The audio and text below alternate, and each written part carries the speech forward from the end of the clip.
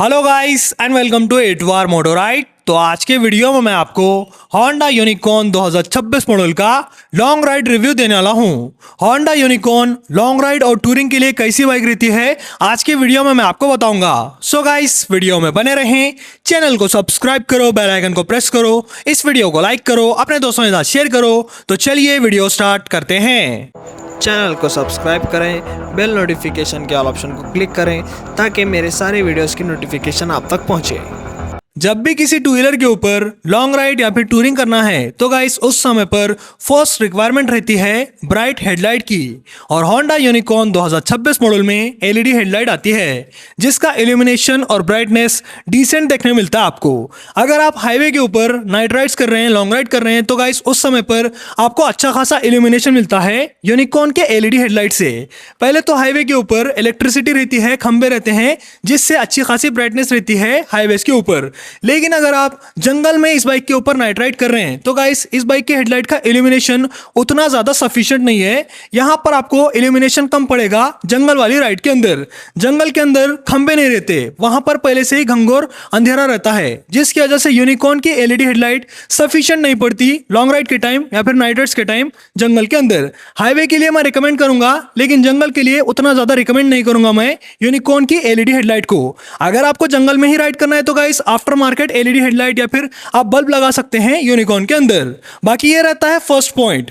Long ride और touring करने के लिए सेकंड रिक्वायरमेंट रहती है सस्पेंशन ट्यूनिंग की। और होंडा यूनिकॉर्न 2026 मॉडल में बेस्ट सस्पेंशन ट्यूनिंग आती है। यूनिकॉर्न के फ्रंट में है टेलीस्कोपिक फोक जिसका साइज है 33 mm। यह सस्पेंशन सेटअप इसके कैटेगरी के अंदर बेस्ट तो नहीं है लेकिन खराब भी नहीं है। और रियर में आपको मिलता है 7 स्टेप एडजस्टेबल मोनोशॉक। ये मोनोशॉक यूनिकॉर्न का सबसे हाईलाइटेड फीचर है। ये मोनोशॉक बेस्ट ट्यूनिंग के साथ आता है। अगर आप हाईवे पर हायर स्पीड्स में हैं, 100 की स्पीड में, 110 की स्पीड में या फिर 120 की स्पीड में, उस स्पीड पर यह मोनोशॉक बेस्ट स्टेबिलिटी देता है। और अगर आप जंगल में हैं जहां पर रास्ता सही नहीं है, ऊबड़ खाबड़ रास्ता है, बड़े बड़े गड्ढे हैं, तो गाइस उस जगह पर यह मोनोशॉक बहुत ही ज्यादा सॉफ्ट हो जाता है और अच्छा खासा कंफर्ट देता है राइडर को। और यूनिकॉर्न के अंदर बेस्ट सस्पेंशन ट्यूनिंग आती है जिसकी वजह से unicorn best ride quality provide करती है लॉन्ग राइड और टूरिंग के टाइम। लॉन्ग राइड और टूरिंग करने के लिए थर्ड रिक्वायरमेंट रहती है सर्विस नेटवर्क की। होंडा यूनिकॉर्न के अंदर कुछ भी प्रॉब्लम जल्दी आती नहीं है लेकिन लॉन्ग राइड और टूरिंग के टाइम कोई भी बाइक कुछ भी प्रॉब्लम दे सकती है, चाहे वो सेंसर इशू हो, साइड स्टैंड इंडिकेटर इशू हो या फिर इलेक्ट्रिकल सेक्शन का इशू हो। और इसे सॉल्व करने के लिए सर्विस सेंटर का नजदीक होना बहुत ज्यादा जरूरी है।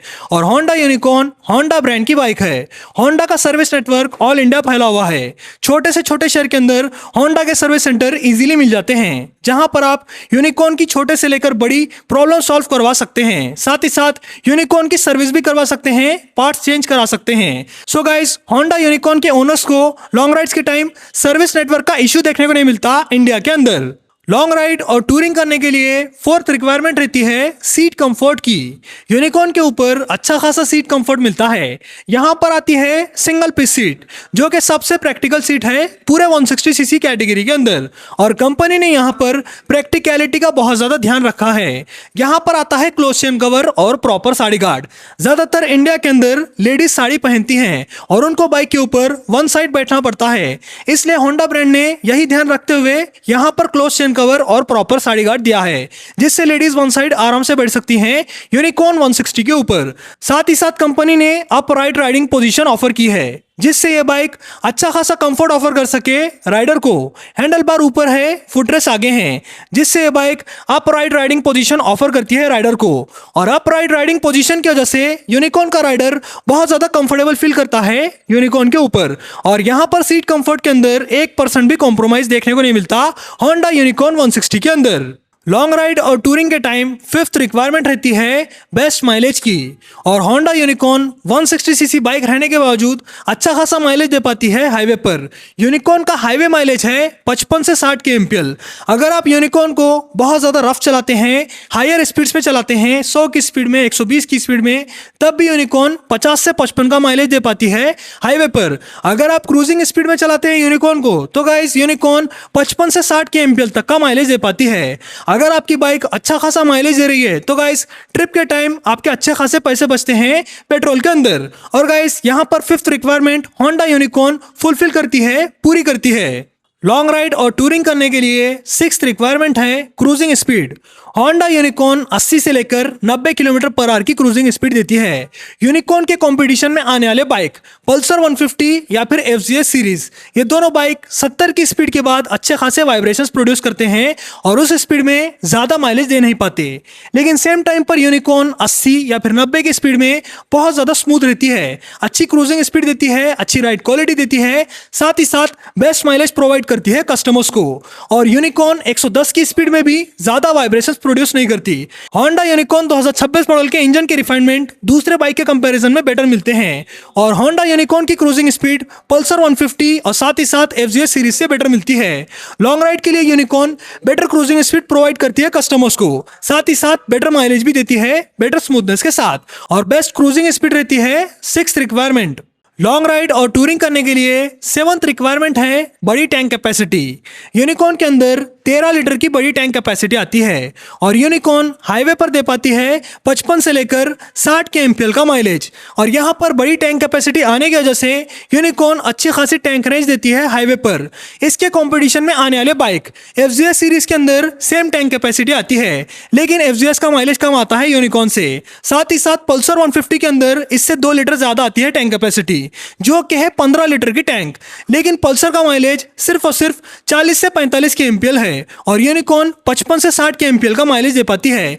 यहाँ पर ज्यादा माइलेज रहने की वजह से यूनिकॉर्न बेस्ट टैंक रेंज दे पाती है 160 सीसी कैटेगरी के अंदर और इस बाइक की टैंक रेंज दूसरे सभी बाइक से ज्यादा है। लॉन्ग राइड और टूरिंग करने के लिए 8th रिक्वायरमेंट है बड़ा ग्राउंड क्लियरेंस।